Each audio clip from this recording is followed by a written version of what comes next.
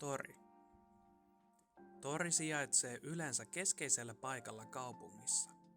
Se on avara aukio, josta löytyy kioskeja, kojuja, penkkejä ja koristeita.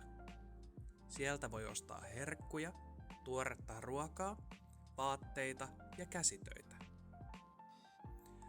Torilla järjestetään myös tapahtumia. Esimerkiksi konsertteja, joulumarkkinat ja kirpputori.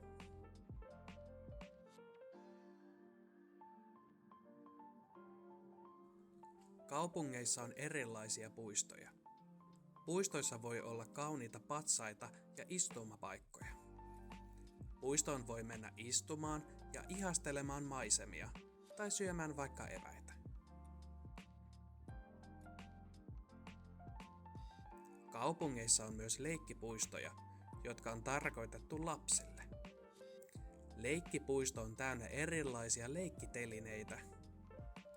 Leikkipuistoissa lapset voivat esimerkiksi kiikkua, laskea liukumäkeä ja kiipeillä.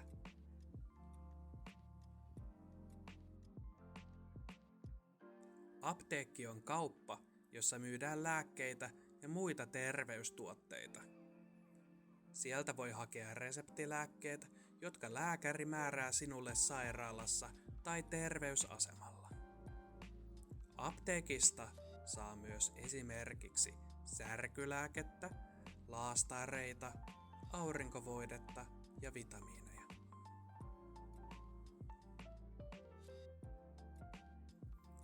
Kirjasto on rakennus, jossa on paljon erilaisia kirjoja ja lehtiä.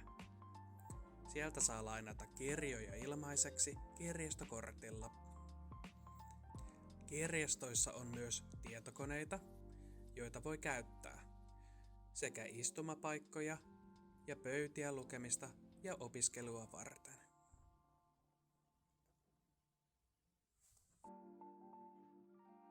Teatteri on paikka, jonne voidaan mennä katsomaan näytelmää.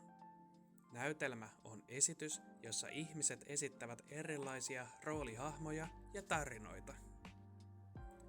Teatterissa on paljon tuoleja, joissa katsojat voivat katsoa näytelmää. Teatteriin pääsee pääsylipulla, jonka voi ostaa teatterista tai netistä.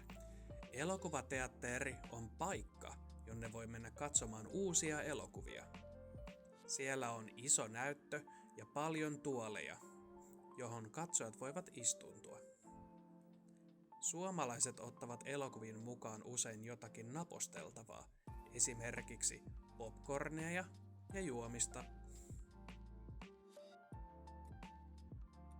Melkein kaikissa kaupungeissa on kauppakatu, johon sijoittuu suurin osa kaupoista, kahviloista ja ravintoloista.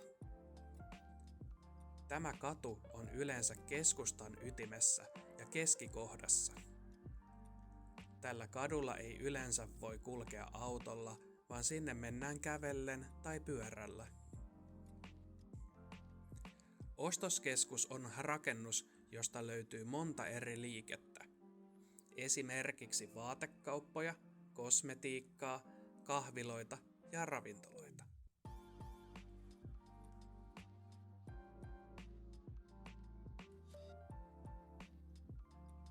Rautatieasema ja linja-autoasema. Rautatieasema sijaitsee yleensä kaupungin keskustan lähellä. Rautatieasemalle saapuu ja sieltä lähtee junia. Yleensä rautatieaseman lähellä on myös linja-autoasema, jonne pysähtyy kaukaa tulevat linja-autot.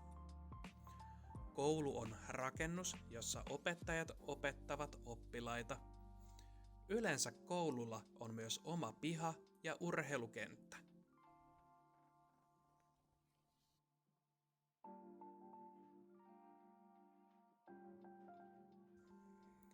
Jokaisessa kaupungissa on aina sairaala tai terveysasema. Sairaalaan ja terveysasemalle voi mennä, jos olet tosi sairas tai sinulle on sattunut tapaturma. Sairaalassa on lääkäreitä ja sairaanhoitajia, jotka hoitavat ja selvittävät, mikä sinulla on. Suomalaisessa kaupungissa on aina metsää, jossa voi nauttia rauhallisesta luonnosta. Metsä on täynnä erilaisia puita ja kasveja. Siellä voi nähdä myös eläimiä. Metsässä on polkuja, joita pitkin on helpompi kävellä. Metsään voi mennä kävelylle, juoksulenkille tai pyöräilemään. Suomalaiset keräävät syksyisin metsästä marjoja ja sieniä.